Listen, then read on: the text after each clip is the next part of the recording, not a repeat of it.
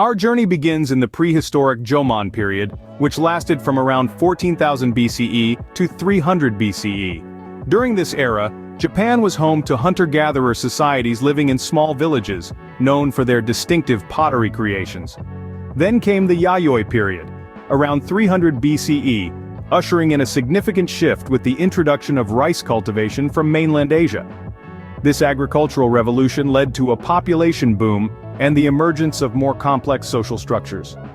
Fast forward to the 4th and 5th centuries CE, Japan entered the Kofun period. This era was hallmarked by the construction of large burial mounds known as kofun, often built for the resting places of influential rulers and their families. These monumental tombs offer us valuable glimpses into the early societal norms of Japan. These early periods set the stage for the profound cultural and societal changes that were to come.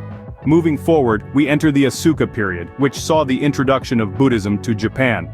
This significant event, which occurred in the 6th century, reshaped the cultural landscape of the country, influencing art, architecture, and philosophical thought. It wasn't long until Japan transitioned into the Nara period, a time of great cultural prosperity. The capital was moved to Nara, transforming the city into a vibrant hub of Buddhist practices, literature, and exquisite art forms. Yet, another shift was on the horizon as Japan entered the Heian period.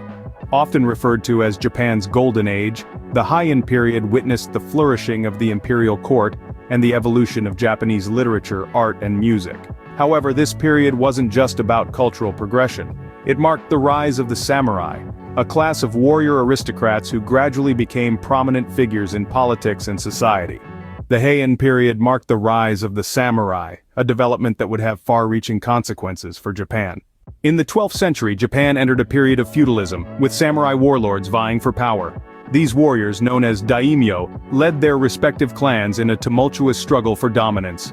This era was characterized by a patchwork of feudal domains, each governed by these samurai lords.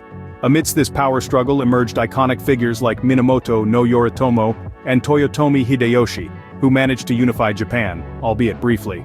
Their rule, however, set the stage for the Edo period, a time of relative peace and stability that began in the early 17th century and lasted until the mid-19th century. The Edo period, under the rule of the Tokugawa shogunate, saw Japan flourish under a rigid social hierarchy. The samurai class, once warlike, became bureaucratic administrators. The isolationist policies of the shogunate led to a blossoming of indigenous culture.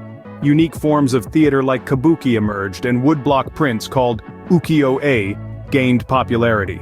Despite the strict social controls, the Edo period was a time of great cultural and economic development. In the mid-19th century, Japan underwent a period of rapid modernization known as the Meiji Restoration. The island nation shook off its feudal past, embracing Western technology and culture, and began to industrialize at an impressive pace.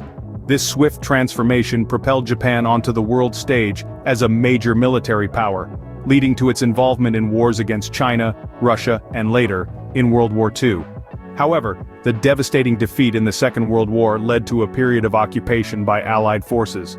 Japan, in the aftermath, underwent significant reconstruction and democratization. The post-war era was marked by a dramatic turnaround.